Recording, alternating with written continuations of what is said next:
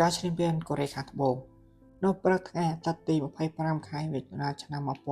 1990កងទ័ពកូរ៉េខាងជើងបានបើកការវាយប្រយុទ្ធនិងបាននាំមកដោយរថក្រោះដែលប្រនៅរុស្ស៊ី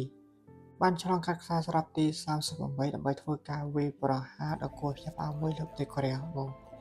សង្គ្រាមដ៏បង្ខិតបង្ខំកូរ៉េបានចាប់ផ្ដើមឡើង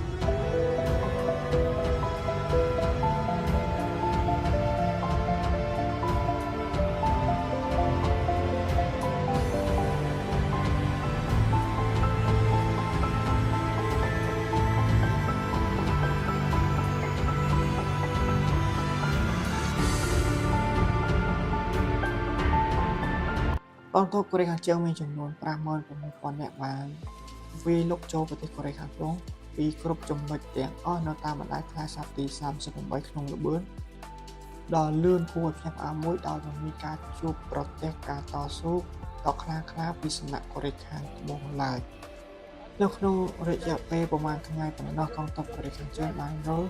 ជ្រៅចូលក្នុងទឹកដីកូរ៉េខាងត្បូងប្រធានាធិបតីទ្រូម៉ាន់ជឿជាក់ថាការឈានពានរបស់កូរ៉េខាងជើងនឹងការអនុវត្តឡើងនៅអ្វីដែលអ៊ីតាលីមូសូលីនីនិងពួកជប៉ុនបានធ្វើនៅក្នុងអំឡុងទសវត្សរ៍ឆ្នាំ1930 Don't hesitate. Der eine wahrhaftige Weltmannschaft Partei sein. Und zweitens, Sie wollten, Herr... Stop thinking and follow me, cried Hitler.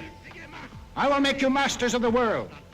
And the people answered, Heil! Heil!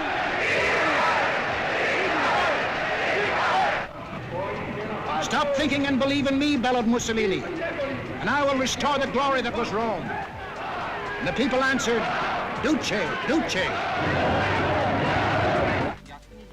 Stop thinking and follow your God Emperor, cried the Japanese warlords, and Japan will rule the world.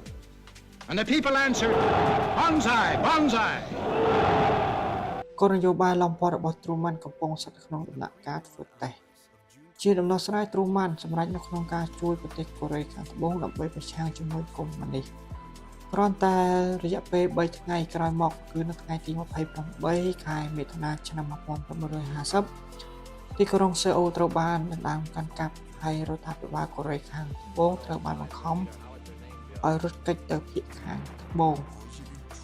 ដោយមានការផ្ញើផ្អាករដ្ឋាភិបាលសហរដ្ឋអាមេរិកត្រូវបានបញ្ជូនយ៉ាងប្រញាប់ប្រញាល់នៅកងទ័ពរបស់គេមួយចំនួនពីប្រទេសជប៉ុនមកកាន់ប្រទេសកូរ៉េខាងត្បូងដើម្បីបញ្ចប់ការរុល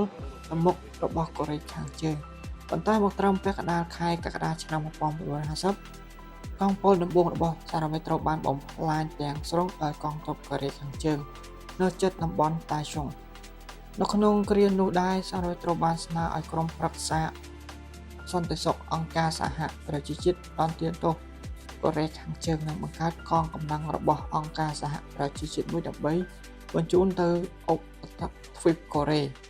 ដើម្បីជួយដល់ប្រទេសកូរ៉េខាងត្បូង